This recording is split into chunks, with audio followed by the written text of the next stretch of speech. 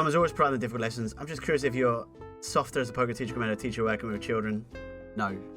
It's a really, you know, me and Rubsy do good cop, bad cop, but it's that scene in The Other Guys where it's bad cop, you know?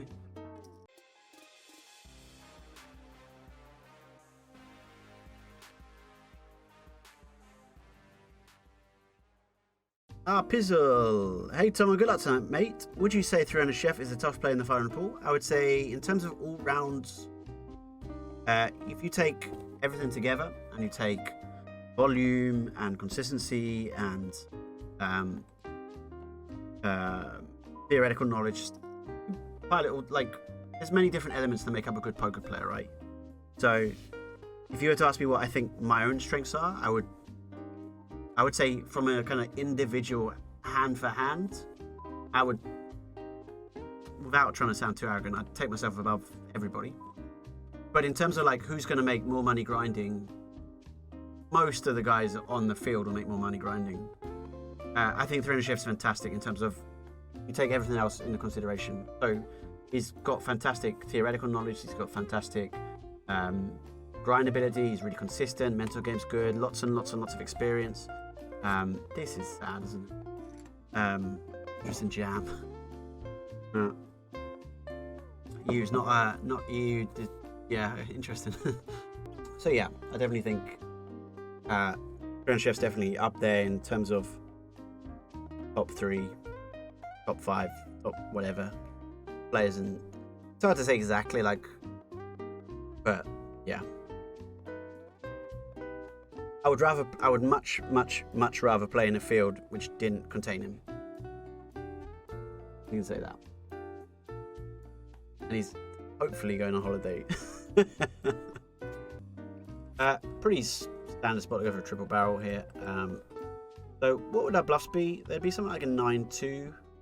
We definitely could do something like that. I'm going to go smaller and try and rep like a kind of 2-pairish type hand. Maybe a 7-5 or thing, because I think this is more like to keep some calls in. We get the fold, so we tried our best. Didn't work out. 10-7 off, we'll just stop. Ooh. Definitely, you know, quite a polar range when you min raise at sort of 10.5. The Queen Jack 8 typically doesn't hit that much of a polarized range, right? So you have kings, you have aces, and then apart from that, you have the bottom end of your range. Do you see bet all of the bottom end of your range? I'm not sure.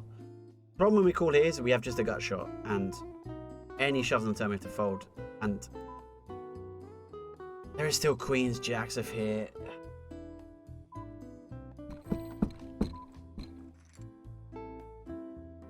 I'm not sure. We don't have many folds on that flop, and I'm not sure we're going to get enough half pot. You bet bluffs on that board, if I'm honest. So just take 6-5 off and just buy a half pot c-bet. Skeptical. I think folding there is probably something that's okay. With the 7, we do block some of the natural airs that would bluff on that board. From a min raising perspective as well, so weights him to more towards the kind of value end of the spectrum. It's bad for us. King 5 away, just an easy call, 5.5.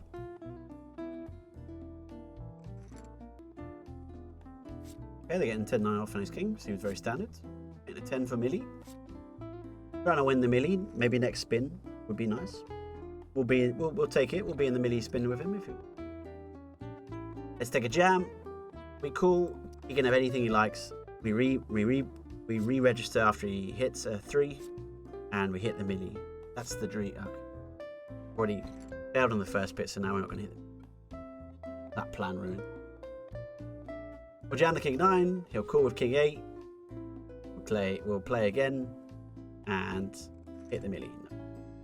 Still not happening. Fold.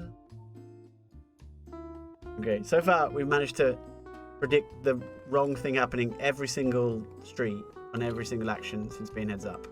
So we're going to fold here. Oh, look, we did. Correct prediction. A7, he's going to jam. We're going to call. No, okay. A7, we're We're gonna jam. He's gonna call.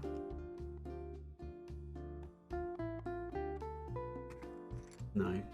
Again, incorrect prediction. Gonna fold. Hey, we got one. We got one. I hope I'm pronouncing that right. Thank you very much for the follow. Hope you're doing well. And Zetuba, Zetuba.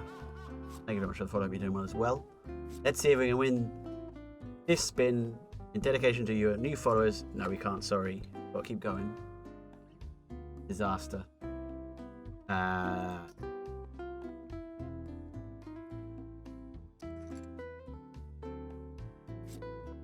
Okay, we're looking for a 6 or a 4.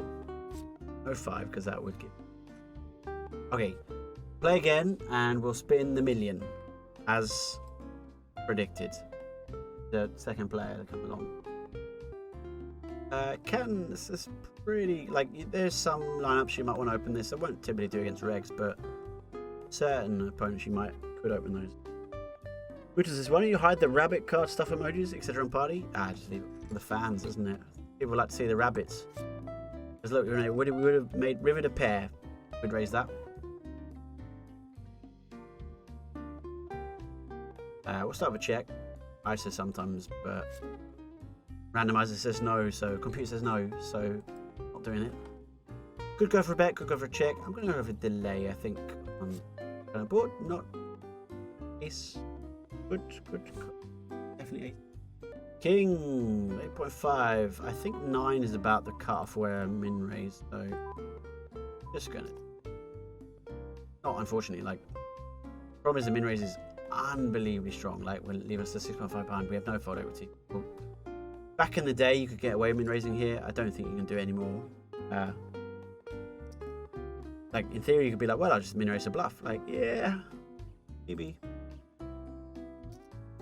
I think I'd prefer min raising a bluff for that stack depth and value. But I honestly wouldn't have a min raising range at 8. King 7 I think is right on the boundary here. King 9 I'd call for sure. King 5 I'd fold for sure. King 8. That says you need to look into creating for the fans command. For the fans. This fold is for the fans. 4 big blinds, 4 big blinds. Basically suited. What dreams are made of, ladies and gentlemen. Yep. Dimu89, thank you very much for the follow. Look at this beautiful spot you find yourselves in. Is there anything sweeter than poker than ace king suited on the button for 4 big blinds? Only getting called by king, queen 6 when you're dominating them. And getting the hold. Happy days. We'll take that. We are calling here. So it's 1.4 to win a pot of 3.42 after we call 4.83. So you can imagine we need like 28% or 27, 30% or something. It's 2 overs. We still had 34% or whatever. So if he showed us aces, we could fold. If he showed us 6s plus, he could fold. But he's obviously shoving much wider than that. I think it's the range. We just have the right price. Folding loses. We don't win loads of chips by calling. We lose less chips than folding. It's basically the way to look at it. So do you have a limping range? On the button 8.5, it's an option. But I do limps.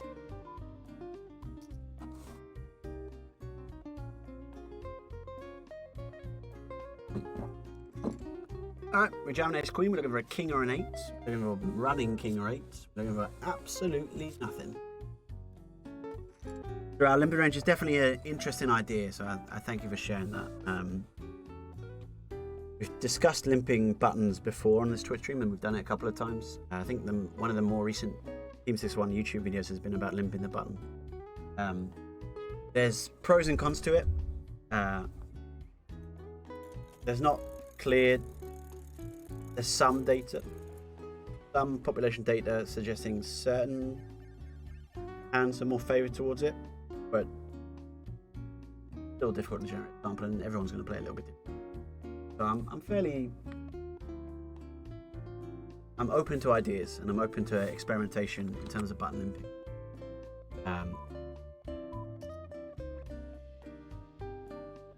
Okay, we'll give Queen 9 a raise folds. Bobby says, do you have any free charts for normal spins? And Galactic says, you can get charts from using free trials with various GTO solvers.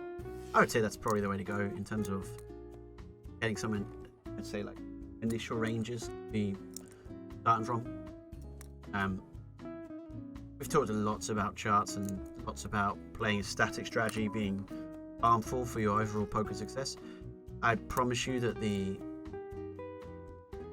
at any stake from the, and even way more so as you go shallower, it is way more important to not play with a static strategy in terms of maximizing your win rates.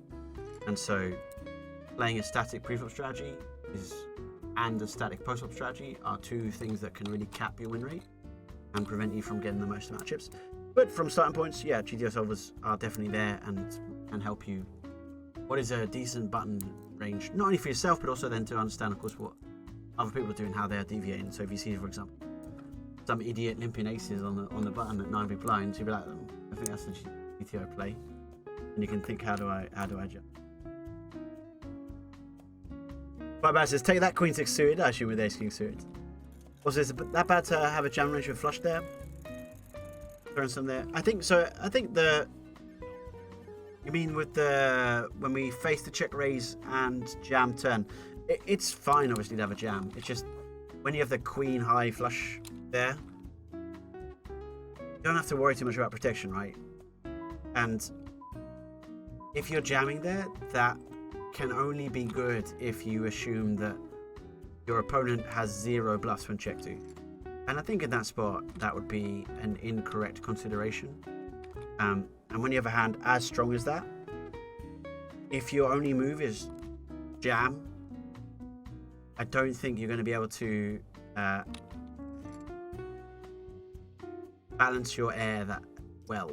Whereas if you use a smaller sizing, it's going to be a lot easier to a non-lin sizing. You're going to capture more EV from marginal hands from the imposition range anyway. When you're up against 2 pairs or something, it doesn't matter, right? And I think that's the main thing, is you miss out on too much value from marginal stuff. So let's say, for example, I have Jack 10 without a club there, hold to a jam. Like, I'll just be like, oh, I could have a flush, so whatever. Whereas against a small bet, I might be like, maybe I was supposed to call here, and then, you know, I river trips or something. I think that's the main thing. And again, your hand needs no protection, right? But, you know, it is... I don't want to go, like, who knows, by the way, I might be wrong. I'd be surprised if it check raises and jams there. I'd be very surprised. I might be wrong. Sorrel says, no fish at this level? Very few, Sorrel.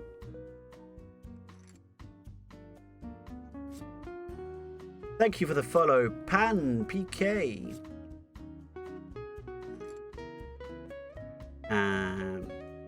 Prenup equals equity denial says $500 spins. I wish ACR had those. Thank you for being here, Prenup.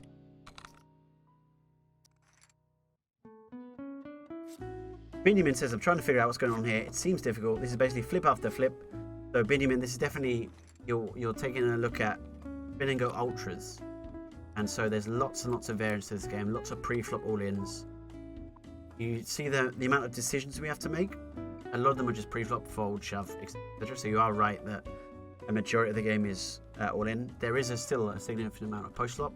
Very important you get the post-flop right. Very important you get the pre-flop right. Both of those can give you an edge in the long run. And when you play ultras, it's a long-run game. You expect your edge to be realized over the months, not weeks. And you expect your chip EV, your expected wins, and real dollar wins to only really fully realize, like, almost give it a year, and there'll be plenty of people who haven't got, you know, their dollar EV doesn't match up to their real EV accurately. Does that make sense? Am I saying that right? You know what I mean. I hope you know.